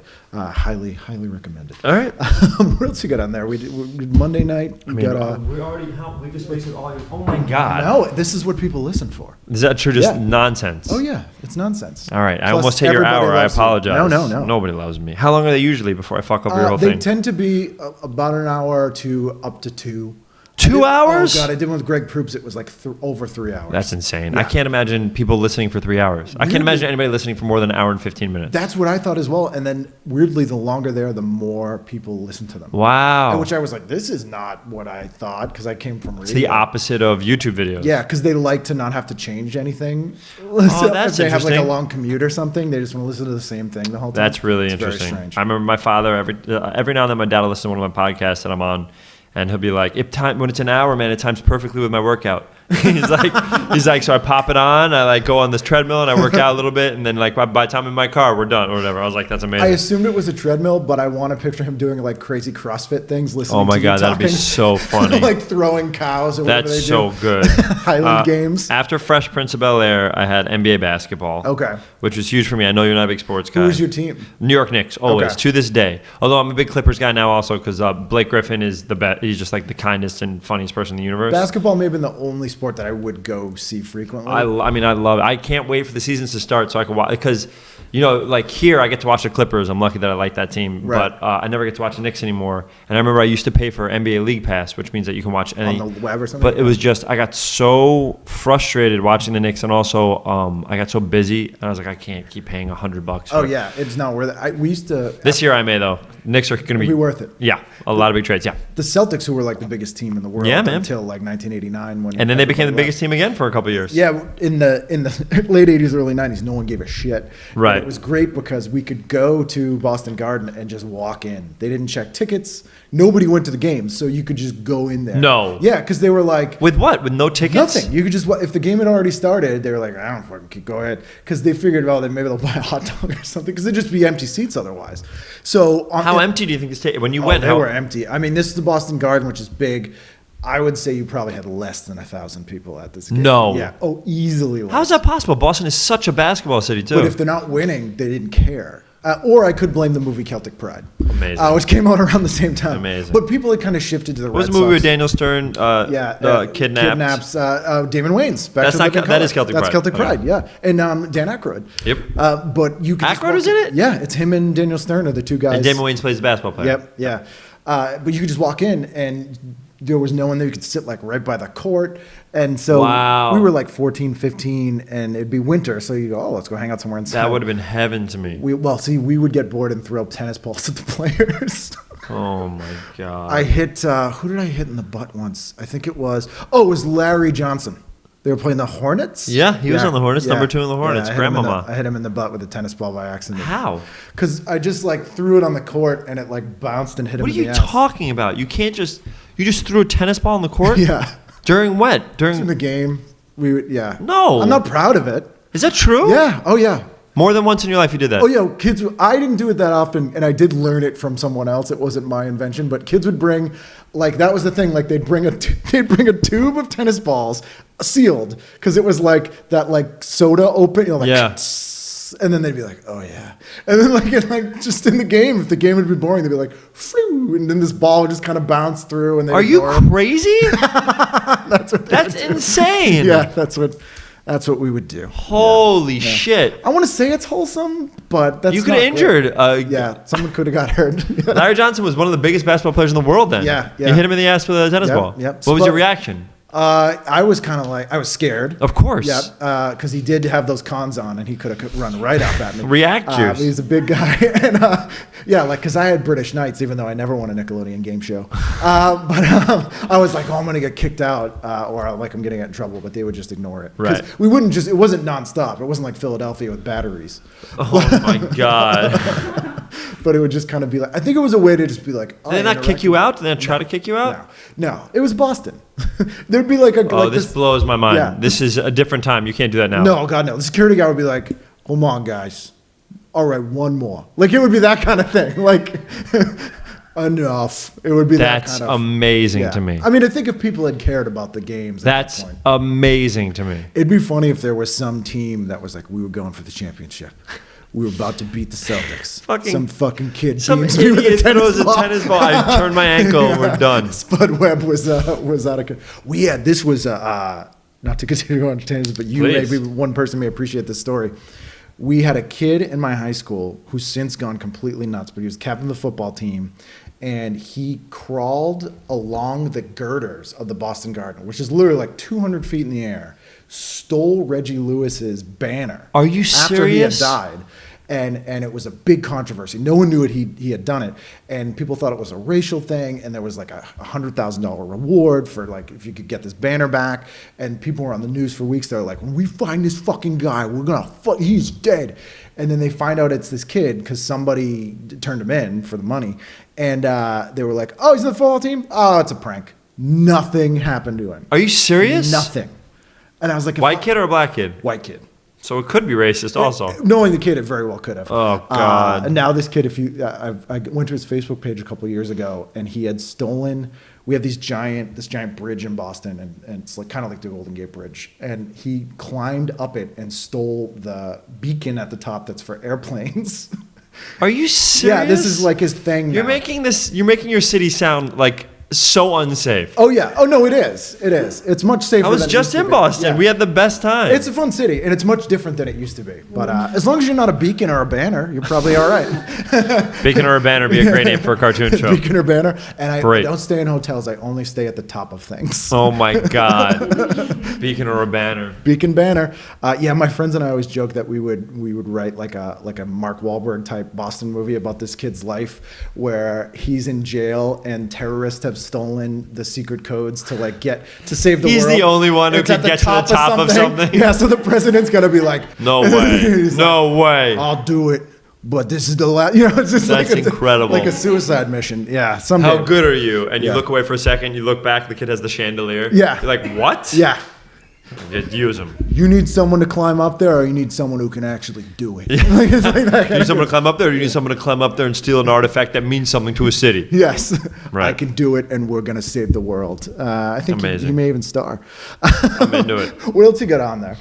This one this one I put on because I thought it was the movie, but I was incorrect. There's a TV show called Beauty and the Beast. Yes. And you said you had a great story, so I kept it on there for that reason. Oh yeah, well it's not really a story, just the concept of that show was crazy, and it was enormous. It was a huge hit show for CBS. Was it a sitcom? It was not a sitcom, it was a drama, and it was like a heavy romantic drama. But it wasn't like Beauty and the Beast, the property. It was, sort of. It took place in modern times, and Linda Hamilton from The Terminator, who was really hot by 91, was the main lead in the show. And she got kidnapped by this evil group of like mutants that lived in the sewers. I like it so far. And she was saved by Ron Perlman, who was the nice Beast, who had a very minimal makeup job as the Beast. They basically gave him like... What does Ron Perlman look like back then? Oh, like a beast. If you picture, so mean. I know. He'd probably say that. It was so weird too when Ron Perlman was in other stuff where I'm like, it's the guy from Beauty and the Beast. But they basically made him like vaguely cat-like with like long hair. He looked like if you combine Ron Perlman with Kenny G and a cat. I feel like I remember this show. You may remember. How popular was it? It was hugely popular. Or am I thinking of a different Beauty and the Beast? It was hugely popular. And it was the first time CBS figured out that women will watch these kinds of shows. So that thing they did after it was Lois and Clark. Oh, We can take these properties that are like... That went on forever too, didn't it? Ton of time. And it was huge with women, which they were... What channel was that on? CBS. So CBS was the old people network until they sort of cracked this code of doing these like romantic hour-long shows, and Beauty and the Beast was the first one. Wow. And he's really good in it. It's a weird, interesting show, and it's like very dark, like grungy New York kind of show, but it's totally forgotten now. Like nobody revisits Beauty and the Beast for whatever weird reason. I know the title. There was an SNL sketch they did once on it, which you may remember. Making fun of the show? Yeah, Linda Hamilton hosted. Oh God. And so what they did was Phil Hartman played the Beast, and he went on a double date with him and Linda Hamilton, and then he set up her friend with his cousin, who was John Lovitz, as like a schlubby Beast. Oh my God. And they were at the drive-in, and he was like, you want to get some popcorn? And it was very funny. It's a very funny sketch. God, Lovitz was so good in SNL, so wasn't good he? on that show. What else do we have on there? You better show me a picture of Ron the Perlman? Beast? Yeah. Yeah, I've seen this before. This is incredible. Yeah. By the way, he looks incredible. Of the Beast, but it's not that like Beast-like. It's like just slightly. He looks like a cat. He looks hot though, right? He's got that Bolton hair, which was popular at the time. Yeah, he's a little Fabio-ish, actually. Very Fabio-ish. Do you remember when that? You have memories to look back on today from Facebook. Yeah. I don't know if you want to deal with it now. It's a good one. You know what it is? No, I have no idea. Linda Hamilton is gorgeous, huh? Oh yeah, she has a twin sister. Really? Yeah, in Terminator 2, all the scenes where the T-1000 is pretending to be her, that's not CGI, that's her sister. Really? Yeah. They were behind schedule, and they were like, oh, we're going to do this thing. And she goes, oh, I have a twin sister where I could call her down here and she could do it. And they were like, what the fuck are you talking about? She's like, yeah, I have a twin sister. Is she like a stunt woman? Yeah. And she just came down. And she's a stunt woman? Yeah. Oh. But I think after that movie, she started doing stunts. But they were... What's your favorite movie of all time? Oh, that's tough. What's your favorite drama? And what's your favorite... No, you know what? No, I'm not even going to give you that. What's your favorite movie of all time? Favorite movie of all time? Real Genius. Great movie. Yep. I have to talk to you after the podcast. Yeah. Absolute favorite movie. Perfect comedy. Val Kilmer, I think, is incredible in that. So By the way, good. not a perfect comedy. Well, there's an old gentleman who lives in a... You go through a closet. Laszlo. Yes. Yes, Holyfeld. Yes, there's not... It's to say that's a perfect... I will say I loved that movie. The thing I love about that movie that we're kind of missing from a lot of comedies now is it's also a good caper movie. Like it's also a good heist movie, half. and there are stakes. So there's a dramatic element that works really well with the comedy, and we don't that sort of action comedy, sort of heist comedy. We don't get as much anymore. What year was it? 85. Wow, really? Yeah, 1985. It's Martha Coolidge, who also did Valley Girl, which is a really good movie, and then was the president of the Directors Guild for a long time. That may be my favorite movie because I revisit it all the time. Back to the Future is that for me. Yeah. I can watch Back to the Future a billion times. Yeah. I had Claudia Wells on the show. Really? Yeah. How was that? Yeah. She was great. She was great because she has a store called Armani Wells. If you ever want to meet her, you can go in. She'll sell you a suit. Is that true? Yes, not far from here at all. She's a sweetheart. I'll take you down there sometime if you want to meet her. She's very nice, and she was in the Fast Times at Ridgemont High TV series, which I love, and I think is actually better than the movie, and I love the movie. Did Amy Heckerling direct it? She did, and Cameron Crowe wrote it. Really? Yeah, it's really good. Who played Spicoli? Spicoli was played by Dean Cameron. Oh, no. Who was in, you ever see Summer School? Yes. He's Chainsaw. He played Spicoli. Still not going to do it for me. Some of that didn't work. Like Ratner was played by a kid who I can't think of his name. He was in the movie The Invisible Kid, which doesn't help you at all. I could totally see Fast Times being a good TV show. It was great. It was like a It part has of Freaks and legs. Geeks. It was single camera, no laugh track. They had all the teachers from the movie were in it. So like Ray Walston, Vincent Wow. Savelli. It was really good. And it only made about 7 episodes. But Claudia Wells played the Phoebe Cates part. What's your favorite TV show that's been canceled? That barely had, like, that didn't have the run that you think it deserved. That should have been longer. Yeah. Mine is Freaks and Geeks, but everybody's is yeah, Freaks yeah. and Geeks. I have a feeling you have a better one. Just because your wealth Recent of time, knowledge. I loved The Tick, which suffered because of 9/11. It only made 6 episodes. The cartoon, or the Patrick. The live action Patrick Warburton. Yep. It premiered that season. But there was a show called... They're doing it again, you know that, right? I love the pilot. It's really great. haven't seen it yet. I'm excited. It's really good. And Ben Edlund, last time I was out here, I did one with Ben Edlund, who created The Tick, Mm-hmm. and he shared with me the plans for the future episodes, and I'm like, please keep doing Oh, this, 'cause nice. it's so good. One of the women that was on House of Lies, who played my girlfriend, Valerie Curry, is in The Tick. Yeah, I think she plays Arthur's sister or something. I hope so. Yeah. She was great. Yeah, she's she's so really good in sweet, that. and she's a really good actress. I'd probably go with, there was a show in 1990 on NBC called Grand. And it only lasted less than a season, and the cast was incredible. It was Michael McKean, Bonnie Hunt, Joel Murray. Wow. And it was sort of like a soap opera dramedy, 3 camera, and it was about this town where the main industry was this piano company. So there was like the people who owned it and they were rich, but it was the only industry there, and so it was like a weird like.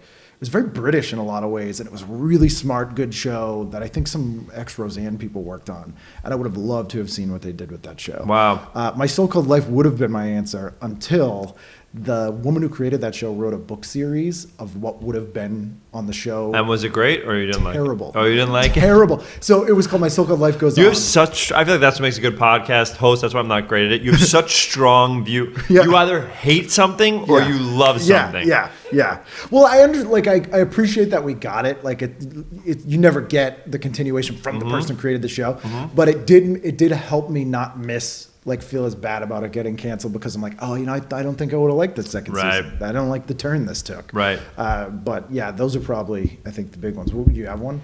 Freaks and Geeks for me was a Yeah. huge deal. Huge deal. I could have watched Larry Sanders for 100 more episodes, but I also loved the way it ended. Yeah. But Larry Sanders for me was huge. I could have watched the UK version of The Office a billion times, but that's what that is.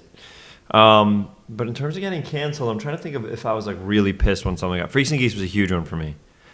Would have been interested to see what that writing staff for the Dana Carvey show could have done. Yeah.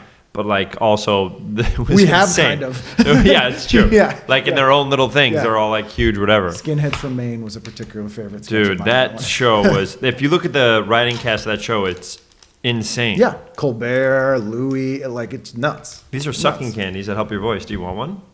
Oh, you would know, too. Oh, They're and from honeysuckle. China. This is when I do voiceover. People told me that I should start doing Best this. thing. Oh, that's great. You don't even know what's in it because it's in I believe Chinese. And you haven't taken the time to learn Chinese so you could read what was in it? I just trust other Yeah. people who are better at voiceover than me. Are like, you should do this. I was like, all right, done. You're in. Do you prefer doing voiceover stuff, or is it a totally different kind of thing? No, I like it just because I was so big in animated shows. Like the Right. Disney afternoon growing up to me was the Yeah. DuckTales, Gummy Bears. Gummy Bears theme? Oh my God, I know the themes of all Yeah. of them. By the way, Darkwing Duck, Yep. Tailspin I could never get really into. I don't know why. It seemed like it was made for older people. I think it's because it had that Indiana Jones vibe for some reason. Yeah, but so did Chip and Dale's. Yeah, so did yeah. DuckTales. DuckTales is Indiana Yeah, Jones. true. But it's like I don't know why I couldn't jump into that as well. But those shows were like every day I'd go to David Fernandez and Jose Fernandez's house in Riverdale. We'd sit down, we'd eat, we'd make a mac and cheese, or someone would make mac and cheese for us. We'd sit down and we'd just watch the whole thing while doing homework. Yep. Every single day. 3-hour block of just, years yeah. for years. And it was like, and we were best friends, and it was the best. It'd be funny now if, as an adult, to get your writing stuff done, you're like, gotta get my mac and cheese. I put 3 hours of Disney on, and I just get it done. Yeah, you're right. I loved Gargoyles. That was part of my Gargoyles favorite. was too smart for me. It was so good. so Same with good. the Batman show was so good. Yeah, Batman was so good too, but I think out of the Disney Remember stuff, Bonkers? Bonkers, yeah. And there's a bunch. Nickelodeon. I watched Bonkers Doug. was the weird, like it was like a multiple, all different kinds of animals kind of. Bonkers was he was a cop. He was like a cat cop. Oh yes, I'm thinking of Marsupilami. What's that?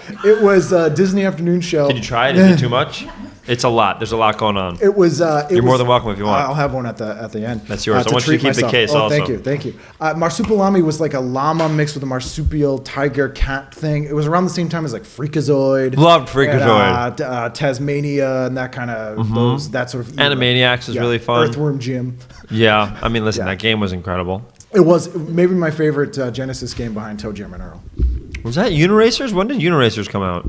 I don't remember. I think maybe. I remember playing Toe Jam 96. on a different console, and then Uniracers coming out and being like, wow, this is the most amazing thing I've ever seen. Yeah. It's literally just a unicycle that goes around and does tricks. We had one kid in my town that had a TurboGrafx 16. Oh my God, I didn't know anybody that had that. He thought he was the shit. He is the shit. Well, but then everyone was like, you have no games we've heard Was of. that Bonk's Modern Adventure. Life? Bonk's Adventure, and then Echo the Dolphin? Is that Echo or the no? Dolphin was Sega. The Okay. other big, Sega Saturn or the regular Sega? They did a Sega Saturn version of Echo the Dolphin for Echo 2. But I played so much Echo the Dolphin. Bonk's Revenge? Wait, what name the other ones on Neo Geo? I feel like I know. Neo Geo was different. Oh. Neo Geo was the one you got the card and you could go to the arcade and continue your game in the arcade machine Oh my for Neo God, Geo. So we're they all had like gonna a die. fighting game. I know. This is of use to no one. I know. But TurboGrafx 16's two big gangs were gangs. They would fight. Oh. Games were Bonk's Adventure and Splatterhouse. What was Splatterhouse? You were a kid who woke up. Your girlfriend got kidnapped.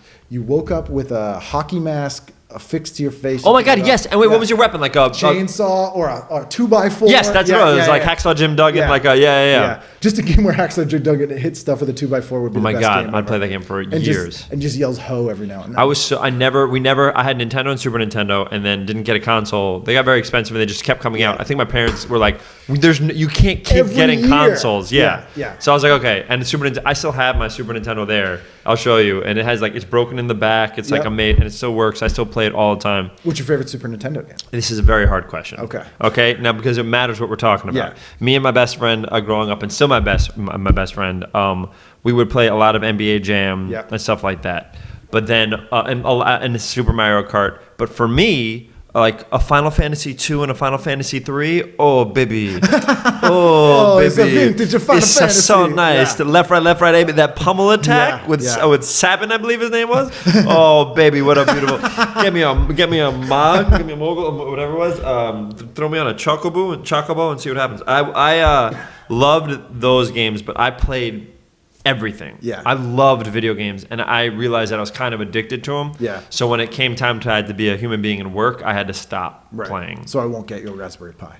I mean, listen, the games are. Well, I'm gonna get this. You saw the new mini Nintendo they're making, so I'll get that. It's 30 games, and I know the ones that I like in there, so I'll be able to play. Even Star Tropics will be fun to play again. Yeah. But not 3D World Runner. Ugh. when I got I borrowed. So I stopped getting the consoles, but my cousin Seth Foreman had one. He had PlayStation, and he was gone for the summer. And I worked at a sneaker store for the summer. It was either a sneaker store or I was a camp counselor. I started working very young. And I was like, hey, do you mind if I borrow your... You're not going to be home. He goes, yeah, of course. And he bought Final Fantasy VII, which turned out to be the best game I've ever played in my entire life. Wow. Have you ever played it or no? No. Have you It beat is... Yeah, I put in 70 hours or something insane. That summer, I just like... I remember Fenny, my best friend, would be like, come on, man, we got to go out. I was like, you know what, man? I think I'm going to stay. He goes, and he came over and he goes, you have to stop playing this game. And I go, no, but I was like, but I love it. He goes, it doesn't matter. You're not doing anything. And I remember it was like I was like, okay, you're right. So I like had to pick a certain amount of hours I was allowed to play because it was storytelling. You get so entrapped in the storytelling. Final Fantasy VII is such a strong game. I wonder if it still holds up. It would have been end of high school or beginning of college for me. Did you kind of stop watching television as much when you started playing video games because you were getting like your story fix, or it was like more interactive? No, I love TV. I love TV. So you could get like awoken from the video game thing for certain shows. Yeah, like how pathetic is that? I would stop for food or. But I loved. So that was my PlayStation game, and then I got a PlayStation 2 when I went to college. And did all the Resident Evils and all that stuff. But I learned to slowly wean myself off it. Although in college we played every sports game because it's so fun, or like GoldenEye or whatever. What was a Bill Laimbeer's Battle Basketball? I have it right there. Oh, that's fantastic. I 100% have Bill Laimbeer's, of course. Yeah. It's an insane game. It's a crazy game. Yeah. You're literally. It's like slam. It's like you're wearing. It's insane. Yeah. It's like Grand Theft Auto basketball. It's so funny. I guess would be the way to do it. I remember, and also like a terrible game. Yeah. Oh, it's not great. No. And there's What's your favorite Super Nintendo game? I hate to cut you off. So Super Nintendo was my town for some reason was like. Were you Genesis? It was a Genesis town. What are you guys doing? Well, you know what they called Kid Chameleon? They called it Super No Friendo. Oh my god. That was what they went with it. So what did you do? What was your Genesis game? So I had a Genesis. My game was I love The Amazing Spider-Man. Like that. Great was the game. I beat that, and I remember you had to take a. Wait, which one is The Amazing Spider-Man? That's the one with him versus the Kingpin. It's the. I don't know if I know that one. There's a Maximum Carnage. That's one I know of. Yeah, this is the one before that.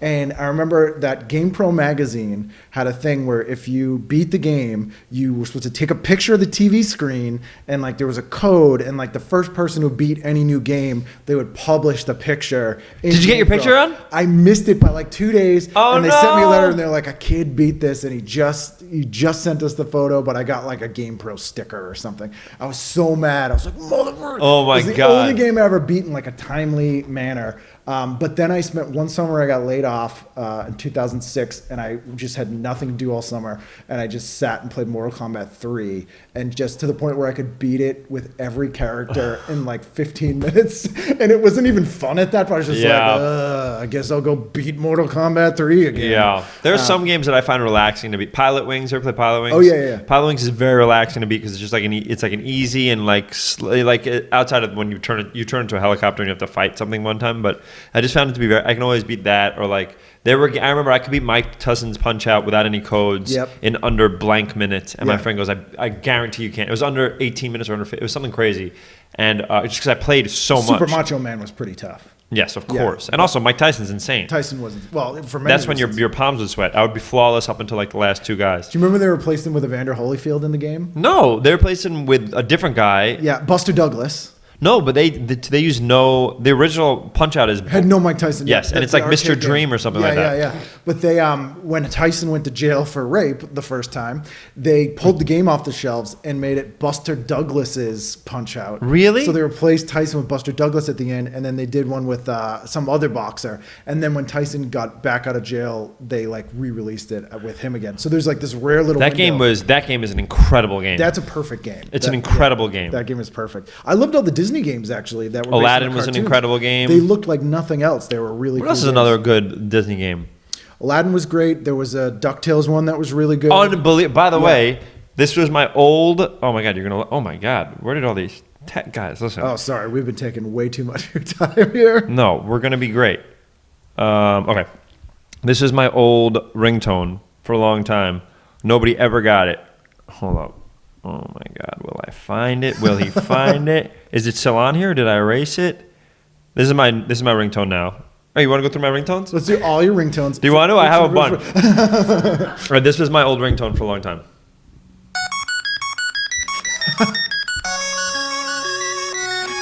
No one ever recognized it? It took like the most special nerd, but this is the best part of the song also. The drum fill? This. And it's the entire song. So like I would not pick up my phone and people were like, pick up your goddamn phone. And then people stopped calling. Like nobody calls anybody. So when do you ever get a phone call? Texts should have like you can't turn them off notification things. It's amazing. All right, ready? I'll give you all of them. Ready? This is when anybody calls. This is when my family calls. I'm having the woman who wrote that song on this show. Really? Yeah. Earth, Wind & Fire didn't write that song? No, Allie Willis wrote that song, who designed the set for Just Say Julia on MTV. And oh my God. Yeah. This is if my agents or managers, this is a real thing, if my agents or managers call.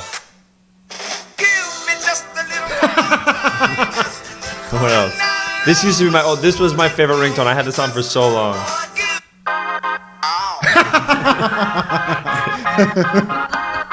I may have to bring it back. It's just, it's like, it's almost too much when it goes off. Yeah. Like people are like, don't stop. And this was one also. Nice. This is one of my friends who works for the government. I had a lot of fun when I figured out. There was a day when I literally figured out you can make your own ringtones. Well, it's like a video game at that point. Oh my God! Then I learned how to go into my iTunes account and turn anything into a ringtone, and I just was like, Ben in 2 weeks. He's almost done. Oh my God! I've emerged from the room. Everyone has a song It's now. incredible. And literally everybody did. Did anyone ever confess to you what their ringtone for you was? No. See, I don't have any. I used to have like. I remember when I had a girlfriend or when I have a girlfriend, I feel like I give a ringtone there also, because then that's if my phone is far away. Yeah. Then at least I know like if it's I like you know what I mean, Right. stuff like that. Well, So that's why family has a different one, so Right. I know if I need to whatever. I imagine someone would be really offended by like your choice for them. Like if they found out and they were like, I never thought of myself like a Earth, Wind, and Fire. What is that about? No, like or like you give someone the ringtone that's just like ugly, ugly, ugly. It's just the sound of someone puking. That's amazing. I'm like, That's oh God, it's them. Incredible. I know what I'm doing on the plane home to change my ringtone. My God, it's so fun. You can Google how to do it on iTunes. It's so fun. Excellent. And you can pick the section of the song you want. That's even better. Yeah. Because sometimes you just want the bridge. It's great. Take it to the bridge. Yeah, think about that. Half of those are just like specific parts of the things. Yeah, because some songs have like a 10-minute intro, and you don't want to be like, just leave a message. I have to get the part I like. Like if you want the SOS band, there's You gotta edit it to there. You gotta make it work. Yeah, you gotta take the time. No one takes the time to do these things anymore. That's the world we live in. There's no artisanal ringtones. What are we gonna do? Yeah. Well, I don't want to take up your whole day. Is there anything we missed here that you wanted to mention? Listen, I'll give sentences on the rest of them. Okay. Perfect Strangers, loved it. Have you revisited it? No, is it really broad and you won't like it It's anymore? pretty bad. It's basically I Love Lucy, but with two dudes. I don't know why. I mean, what's his name? Bronson Pinchot. Bronson Pinchot. Yeah. I was in love with. Cousin Larry Appleton should really be in more things. He was a great angry. Great person. straight man. Yeah. Family Matters, loved for many different characters in it. Were you an Huge. Urkel fan? Huge Urkel fan. Okay, because that show always is so weird to me because it started as a blue collar sitcom spin-off of Perfect Strangers. Harriet was the elevator operator in the newspaper. Oh that they wow! worked at. By the way, that whole cast was good. Yeah. Oh yeah. That was same. It was right after Full House, also. So I would usually watch both. Oh, Right? so you're a full TGIF guy. Yeah. Yeah. What else was on TGIF? TGIF when it first started on Friday nights was Full House, Perfect Strangers, and Family Matters, and then the 9:30 slot was problematic for them, and they put out all these different shows. Step by Step, is that a Step by thing? Step ended up coming in later and solidifying that slot, but they had a show called Baby Talk that was like I don't know Baby Look Talk. Who's Talking. They did 2 seasons. George God. Clooney was on it and was replaced with Scott Baio. Only time that's happened. Wow. Yeah, Wow. they couldn't quite get the lineup for TJF, but that was like the core one everyone remembers. Boy Meets World came in later. Sure. I never got into it. Yeah. Never watched Boy Meets World. The first season was pretty good, and then it became like a weird Friends ripoff. I never saw it. Yeah. Family Matters. yeah. Inspector Gadget. Huge fan of Inspector Gadget. Did you like the movie? Oh, with Matthew Broderick? Yeah. I didn't see it. If it wasn't called Inspector Gadget, I might like it a little I better. think they may be rebooting it, or they might have rebooted I'm sure. it. Have you ever met Cree Summer?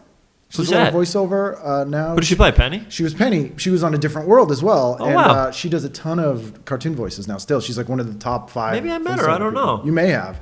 But she was Penny. And Cheers. once you know, We talked about Cheers. Fantastic, especially being from Boston. Simpsons is my favorite. It's the show that's influenced me the most. Yeah. I think We could talk about that forever, though. Did you ever check out? You're one of the people that never checked out from No, The Simpsons. not that I checked out. It's just that I stopped watching TV as much. Right. But I have. You saw my little. Yeah. I have like a little shelf of like every season from 1 till when they stopped like making box sets all of a sudden. Yeah, and then they switched it to the Blu-ray, and then they kind of just stuff in the middle. And I didn't have a Blu-ray, so Yeah. it's like But I bought those, and what I would do every night is I would take a Simpsons DVD, put it in there, and I'd fall asleep to The Simpsons every night Commentaries on of my the laptop. episodes? No, had it episodes because I've seen the episodes so many times. Yeah. That the problem is same when I write movies for places. When I write movies for places, I can't listen to music that has words in it, Right. or I'm concentrating on the words. So like I can listen to jazz or something like that. But same with The Simpsons, I can't watch some of those words because then my brain starts to get invested. Right. But I'd seen the Simpsons episode so many times that I knew it was happening, and I could fall asleep and close the Right. laptop. It's just like a white noise that can keep you focused. I can't tell. And I would start with. I must have some form of OCD. I would start with that season 1, episode 1, and I would go in order. Right. I wouldn't skip to my favorite one because I knew I have a bunch of nights I'm going to sleep. You got to treat yourself when you earn it. and Oh get my them. God! When I get to a B sharp, or I get to Yeah. it's my favorite. But it's like So I would watch them, and then when I would hit the end of my DVD chain, which would be 8 or 9 seasons, I'd start from episode 1 again. And then I realized I'd done it too much, and then I started buying Futurama DVDs. Yep. And then I did it with Futurama, and then Futurama went on Netflix, and it made everything easier, so I didn't have to bring a whole DVD thing in my house. When I had Billy West on the show, and he's incredible. He's amazing. God, is he incredible on that show. The way he was going in. I've never met him. Is he a good dude? Really good dude. Boston guy. He started as a stand-up. Oh, wow. An amazing musician. He was in surf bands. His timing as Fry is incredible. It's incredible. And he plays the old man, too, doesn't he? He plays Zoidberg. He plays the professor. He plays Zoidberg? Zap Brannigan. He does. Oh, he's just a genius. And he's one of those guys that we're like, we have a scene with 4 guys that are all you. He does it live. Wow. So he doesn't do like one take as this character. He does it all in switches, and it's crazy. Oh, so he's just a genius. Yeah, he's just one of those old. That's truly guys. like a genius. Yeah. Fry's probably the closest to his actual voice. We do the same thing though with Mystery Science Theater 3000. Every night we go to sleep to a Mystery Science Theater. That's awesome. awesome. Start with episode 1 and end at episode 1. How many episodes were there? 199 if you don't count season 0 when they did the local show in Minneapolis. Got it. And if you count the movie as an episode. How did it end? They all died. Really? Yeah. They thought it was going to end for season 7, and it got canceled by Comedy Central. Then Sci-Fi picked it up, so they recast it. But the end of the season 7 episode, they all die, and then they come back till they're resurrected. That's incredible. My favorite. Oh yeah, I remember that scene. Yeah. My favorite example of a show that thought to kind of bring us back to where we started here. Nice. Del Close it. Let's finish this Harold. All the way around. Shows that got canceled that thought they were going to get canceled and did a finale. And then didn't get canceled. Oh, that's a great question. Chuck was a big one because they basically ended the series every single season and then had to reboot, and it didn't make any sense. But there's a show called Sledge Hammer that was starred David Rasche. It was like kind of a Dirty Harry parody show. Okay. It was on ABC after Mr. Belvedere. And can you hear me with the Belvedere song one time? Race on the China. I want to see someone drop kick a jacket. That's impressive because it's not someone in a jacket; it's just a jacket on its own. Oh wow, that's kind of insane. It's like catching an arrow someone shoots at you before it hits the floor. Drop kick this jacket. But it was Chocolate Sledgehammer, and they were like, "There's no way we're getting renewed. This is like a really weird, subversive show, almost like Police Squad, kind of." Okay. So the final episode, they're trying to Sledgehammer. Sledgehammer. They're trying to defuse a nuclear bomb in Los Angeles and don't, and it blows up and everybody dies. They get renewed.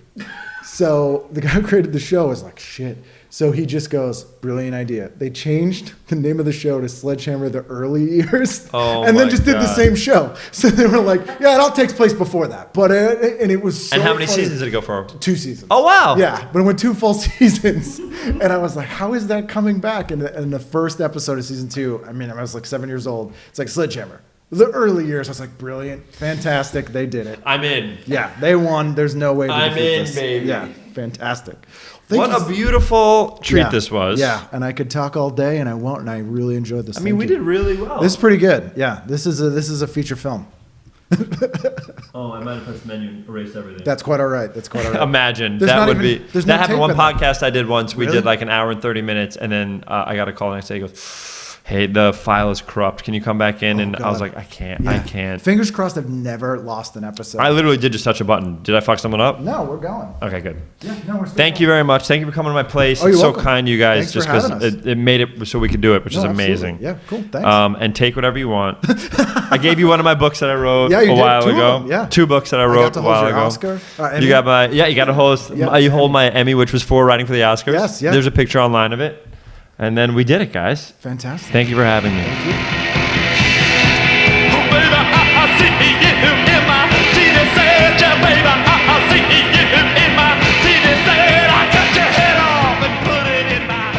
There you go. As promised, incredibly fun. Ben Schwartz, great guy, very funny, very charming. Really love talking to him, as was probably evident by how much I love talking to him in that episode. Also fun to get into video game talk. Doesn't happen too often on the show, and should happen more often. I have a large stack of GamePro magazines sitting next to me right now, but I end around 1993 when I stopped caring about anything having to do with video games. But regardless, fun to talk about before that. As always, you can find me at ken@icanread.com, icanread.com being my stand-up comedy page, as I am a stand-up comedian. In addition to hosting this show about classic television, you can buy my album there, The Vanity Project Volume 1 Hollywoodland, if you so choose. However, there is no pressure to do so. You can email the show at tvguidancecounselor@gmail.com or tweet to us at tvguidance or search TV Guidance Counselor on Facebook and join the discussion there with other like-minded fans of the show. We have brand new episodes each and every Wednesday. Sometimes I have extra episodes on other days of the week, so be sure to subscribe to the show on iTunes so you don't miss them. And while you're there, why not rate and review the show? Huge help. You don't have to do 5 stars if you don't think it's a 5-star show. I'm not going to say that to you. Rate it however you want, review it however you want. I like your feedback. I like that you listened. I love that you listened. So thank you so much for listening, and we'll see you again next time on TV Guidance Counselor. You know what happens if you go anywhere beyond this rope. Exclusive Huey Lewis side story. But I love voices and I love caring. Yes.